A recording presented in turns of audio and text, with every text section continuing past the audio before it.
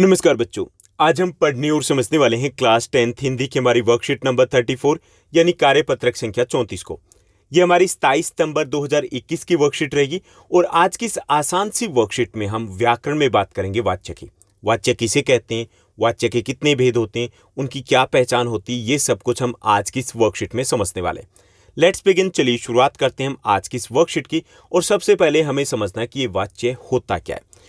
क्रिया के जिस रूप से यह पता चले कि वाक्य में क्रिया किसके अनुसार हो रही है उसे हम वाच्य कहेंगे। यानी कि क्रिया के जिस रूप से हमें यह पता चले कि जो क्रिया है वो कर्ता के अनुसार हो रही है या कर्म के अनुसार हो रही है या फिर भाव के अनुसार हो रही है तो उसे हम वाच्य कहेंगे। जैसे श्याम खाना खाता है, सलोनी खाना खाती है। इसमें देखिए खाता है और खाती है, बदलाव आए लिंग में, किसके अनुसार आए, कर्ता के अनुसार, श्याम या सलोनी के अनुसार। ओके, तो अब हमें पता चला ना कि जो क्रिया में बदलाव हो रहे हैं वो कर्ता के अनुसार हो रहे हैं तो उसे हम वाच्य कहेंगे। इसकी साधारण सी एक आसान सी मैं परिभाषा बताता हूं कि क्रिया के जिस रूप से हमें यह पता चले कि वाक्य में कर्ता प्रधान है, कर्म प्रधान है या फिर भाव प्रधान है उसे हम वाच्य कहेंगे। यानी कि जिससे हमें यह पता चले कि इसमें कर्ता चौधरी रहेगा, कर्म चौधरी है या फिर भाव चौधरी है तो वो हमारा वाच्य हो जाएगा। ओके, वाच्य के तीन भेद होते हैं, कृत्रिवाच्य, क्रमवाच्य और भाववाच्य। क्योंकि तीन ही चीजें प्रधान होती है ना, तो उसी आधार पर तीन इसके भेद होते हैं। चलिए उनको थोड़ा सा और समझने की कोशिश करते हैं।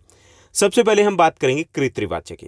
कृत्रिवाच्य में इसकी पहचान होती है कि इसमें कर्ता प्रधान होता है। यानी कि लिंग में या वचन में या पुरुष में जो बदलाव आएंगे वो किसके अनुसार आएंगे, कर्ता के अनुसार आएंगे। जैसे कुछ एग्जाम्पल दिए गए, मनु ने बच्चों को पढ़ाया। किसने पढ़ाया, मनु ने पढ़ाया। ओके, यहाँ पे रमा गीत गाती है। कौन गीत गाती है, रमा गीत गाती है। रमा की जगह रमन हो जाता तो रमन गीत गाता है हो जाता, बदलाव आ जाते ना। ओके, इसमें मैं बाजार जाता हूं, मैं बाजार जाता हूं तो यहां पर भी कर्ता प्रधान है। पहला देखिए, मनु ने बच्चों को पढ़ाया। अब देखिए कि बच्चों से कोई फर्क नहीं पड़ा, जो वचन के ऊपर, वचन के ऊपर फर्क पड़ेगा, पढ़ाया किसने, कर्ता ने पढ़ाया। ओके, तो यहां पर तीनों ही जो वाक्य दिए गए यहां पे कर्ता प्रधान है। ठीक, लिंग में वचन में जो बदलाव होंगे वो कर्ता के अनुसार होंगे तो यहां पर कृत्रिवाच्य है। ठीक, उसके बाद दूसरा हमारा वाच्य है वो है क्रमवाच्य। दूसरा जो भेद होता है, क्रमवाच्य में कर्म की प्रधानता होती है, यानी कि कर्म पर जोर ज्यादा दिया जाता है। इसमें जो लिंग वचन या पुरुष में जो बदलाव आएंगे वो किसके अनुसार आएंगे, कर्म के अनुसार आएंगे। जैसे कुछ एग्जाम्पल देखिए, मनु द्वारा बच्चों को पढ़ाया गया, बच्चों को पढ़ाया गया इस पर ज्यादा जोर दिया गया। रमा द्वारा गीत गाया गया, गाया गया इसके ऊपर ज्यादा जोर दिया गया, यानी कि कर्म यहां पर प्रधान है। मेरे द्वारा बाजार जाया जाता है तो यहां पर जाया जाता है इसके ऊपर ज्यादा जोर है। यानी यहां पर इन वाक्यों में कर्म की प्रधानता, तो ये क्रमवाच्य कहलाएंगे। उसके बाद तीसरा भाववाच्य। भाववाच्य में भाव की प्रधानता होती है। इसमें जो लिंग में बदलाव होंगे या फिर वचन में जो बदलाव होंगे वो सभी बदलाव भाव के अनुसार होंगे। जैसे उससे हंसा न जा सका, उससे गाया न जा सका, उससे जाया न गया, तो यहाँ पर भाव है, न जा सका, न जा सका, न जाया गया, तो यहाँ पर भाव की प्रधानता, तो ये आपके भाववाच्य कहलाएंगे। यानी वाच्य के तीन भेद होंगे, कृत्रिवाच्य, क्रमवाच्य, भाववाच्य। कृत्रिवाच्य में कर्ता प्रधान होता है, क्रमवाच्य में कर्म की प्रधानता होती है और भाववाच्य में भाव की प्रधानता होती है। तो चलिए अब हम आगे बढ़ते हैं और इसी पर आधारित कुछ आसान से प्रश्न दिए गए जिनको हमें हल करना है। तो पहला हमारा वाक्य दिया गया कि फिर कभी देखा जाएगा, फिर कभी देखा जाएगा। इसमें वाच्य को हमें पहचानना है। तो चार विकल्प दिए गए, पहला है भाववाच्य, दूसरे कृत्रिवाच्य, तीसरा एक क्रमवाच्य, चौथा उपरोक्त सभी। तो इसमें क्या प्रधान है, यहाँ पे कर्ता तो प्रधान नहीं है, दिया ही नहीं गया। ओके, यानी कि यहाँ पे अप्रत्यक्ष तौर पर करता है। फिर कभी देखा जाएगा तो इसमें भाव है वो यहाँ पर प्रधान है, तो ये भाववाच्य रहेगा। ठीक, यहाँ पे ना तो कर्म प्रधान है और ना ही यहाँ पे कर्ता प्रधान है, यहाँ पे भाव प्रधान है, तो ये आपका भाववाच्य रहेगा। तो कै विकल्प है वो सही रहेगा। उसके बाद दूसरा आपका दिया है उसके द्वारा निबंध लिखा गया, कृत्रिवाच्य में बदलना है। यानी कि ये किस में, उसके द्वारा निबंध लिखा गया, ये क्रमवाच्य है, निबंध लिखा गया उसके पर ज्यादा जोर है। इस क्रमवाच्य को हमें कृत्रिवाच्य में बदलना है। ठीक, तो वह निबंध लिखेगा, पहला विकल्प दिया गया। दूसरा विकल्प है वह निबंध लिख रहा है, तीसरा है उसने निबंध लिखा और चौथा है उसने निबंध लिखा होगा। तो इसमें सही जो विकल्प रहेगा वो रहेगा गए, उसने निबंध लिखा। एक चीज ध्यान रखिएगा, कि जब भी हम वाच्य में परिवर्तन करेंगे उसका अर्थ उसी के अनुसार रहना चाहिए, अर्थ में किसी प्रकार का बदलाव नहीं आना चाहिए। तो इसमें गए आपका सही विकल्प रहेगा। उसके द्वारा निबंध लिखा गया और उसने निबंध लिखा, एक ही बात है ना। यहाँ पर जो कर्ता है वो प्रधान हो गया, वहां पर कर्म प्रधान था, ठीक। तो गए आपका सही विकल्प रहेगा।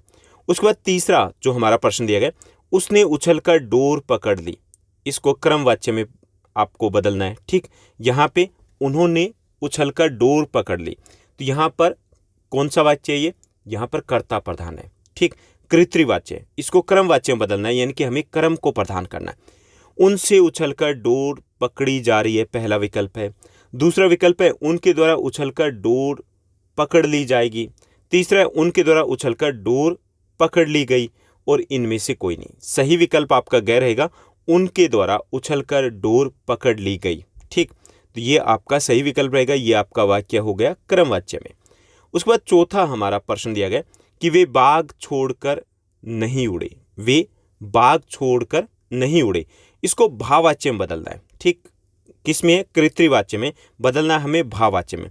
पहला विकल्प दिया है वे बाग छोड़कर उड़ते हैं, दूसरा है वे बाग छोड़कर नहीं उड़ेंगे, तीसरा उनसे बाग छोड़कर नहीं उड़ा गया, और इनमें से कोई नहीं। तो इसमें सही विकल्प आपका गैर रहेगा, उनसे बाग छोड़कर नहीं उड़ा गया, यहाँ पर भाव की प्रधानता है, ठीक। तो यह आपका गैर सही विकल्प रहेगा।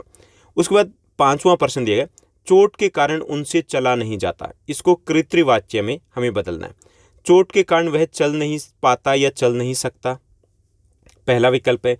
दूसरा, चोट के कारण वह चल नहीं पाएगा, ओके, ये हमारा ख विकल्प है। तीसरा गै विकल्प है, चोट के कारण उससे चला नहीं जा रहा, और घ विकल्प है, चोट के कारण वह चल नहीं सकेगा, ठीक। इसमें सही विकल्प आपका कह रहेगा, चोट के कारण वह चल नहीं पाता या चल नहीं सकता। तो यह आपका सही विकल्प रहेगा। एक बार फिर से देखिए, पहला जो आपका प्रश्न है उसमें कै सही विकल्प रहेगा, भाववाच्य चाहिए।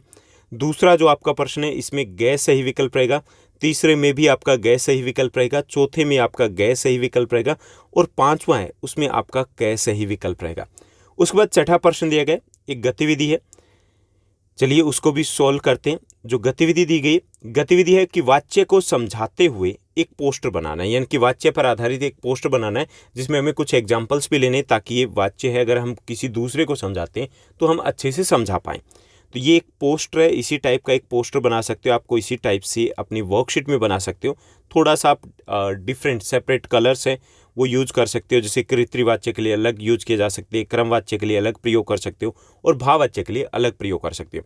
तो वाच्य, पहले तो आप वाच्य लिखोगे हेडिंग में इस पोस्टर में, उसके बाद उसकी डेफिनेशन लिख दोगे कि क्रिया के जिस रूप से यह पता चले कि वाक्य में क्रिया होने का मुख्य कारण क्या है, उसे हम वाच्य कहेंगे, कि कर्ता प्रधान है, कर्म प्रधान है, या फिर भाव प्रधान है। उसके बाद हम 3 एग्जाम्पल देंगे। लड़का फुटबॉल खेल रहा है, तो यहाँ पे कृतवाच्य ये, यानी कि कर्ता प्रधान है। लड़के के द्वारा फुटबॉल खेला जा रहा है, यहाँ पे कर्म प्रधान है, और खेला जा रहा है यहाँ पे भाव प्रधान है, ओके। तो ये हमारा पोस्टर बन जाएगा, आसान सा पोस्टर है जो आप बना लोगे। तो ये थी हमारी आज की बेहद आसान वर्कशीट। उम्मीद करता हूँ सब कुछ आपको अच्छे से समझ में आया होगा। अगर आपको ये वीडियो, ये वर्कशीट अच्छी लगी तो इस वर्कशीट को लाइक और शेयर जरूर कीजिएगा। Thank you, bye bye, have a nice day. मिलते हैं नेक्स्ट वीडियो में।